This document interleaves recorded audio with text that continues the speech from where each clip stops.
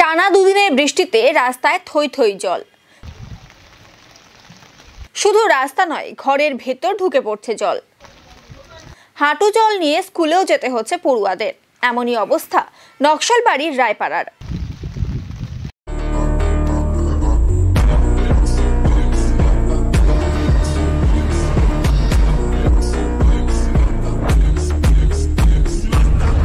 দুদিনের বৃষ্টিতে জলমগ্ন রয়েছে গোটা এলাকা।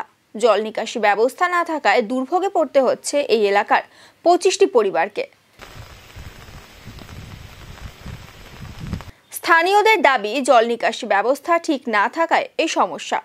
প্রশাসন বিষয়টিতে নজর দিক। এ বিষয়ে নকশালবাড়ি গ্রাম পঞ্চায়েত প্রধান জয়ন্তী কিরো বলেন, বিষয়টি জানা থাকলেও আমাদের উপায় নেই। নিচু এলাকা হওয়ায় জল জমেছে। পঞ্চায়েত সমিতি ও মহকুমা পরিষদ মিলে ওই এলাকার স্বার্থে আলোচনা চলছে। এটা সত্যি যে বিডিও অফিসের পিছনে একটা সাতভাইয়া সংসদ আছে, ওখান থেকে প্রত্যেকবারই জিপিতে কমপ্লেন চলে আসে। যখনই বৃষ্টি হয় ওখানকার লোক জিপিতে এসে কমপ্লেন জানায়। আমরা জানি যে ওইখানে জল হাঁটু পর্যন্ত, একটু বৃষ্টি হলে হাঁটু পর্যন্ত জল চলে আসে, কিন্তু ওখানে এমনি খাল জায়গা, একটু বৃষ্টি হলেই জল জমে যায়।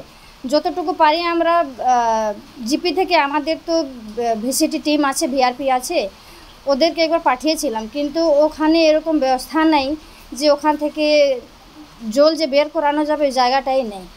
তাহলে জিপি থেকে যতটুকু সম্ভব করি, কিন্তু এটা নিয়ে আমাদের এখন এসএমপি থেকেও চিন্তাভাবনা চলতেছে। আমরা জানি যে বৃষ্টি হলে ওখানে বাচ্চারা স্কুল যেতে পারে না, অনেক রকমের ওখানে প্রবলেম হয়ে আছে। আর এটা নিয়ে বলবো যে আমাদের 3টা স্তরে এটা নিয়ে চিন্তাভাবনা করতেছি, আমরা দেখি কি করা যায়। অনেক জায়গায় বলাতে কোনো সমস্যা হয়নি আজ পর্যন্ত। মেন হলো আমাদের জল নিকাশি ব্যবস্থা একদমই ভালো না। পনির থেকে জল ঢুকে যায়, কিন্তু জলটা বেরোনোর কোনো রাস্তা নেই।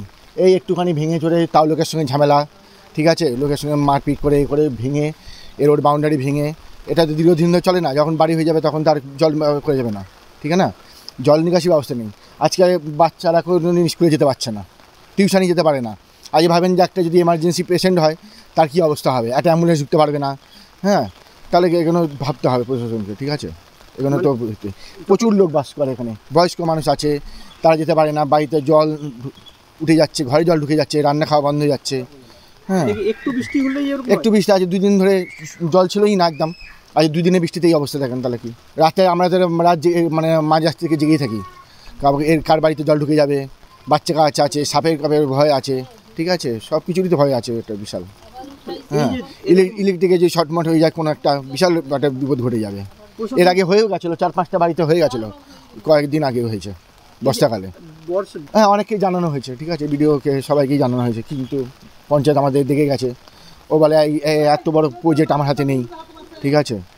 আমাদের সংসদকে জানানো হয়েছিল, সভাপতিকে, সবাইকেই জানানো হয়েছে, ঠিক আছে। সেরকম করে তো কেউ আসেই না। তো আমরা চাই জল নিকাশি ব্যবস্থাটা ভালো হয়ে যাক। রাস্তাঘাটের থেকে মেন হলো জল নিকাশি ব্যবস্থাটা দরকার।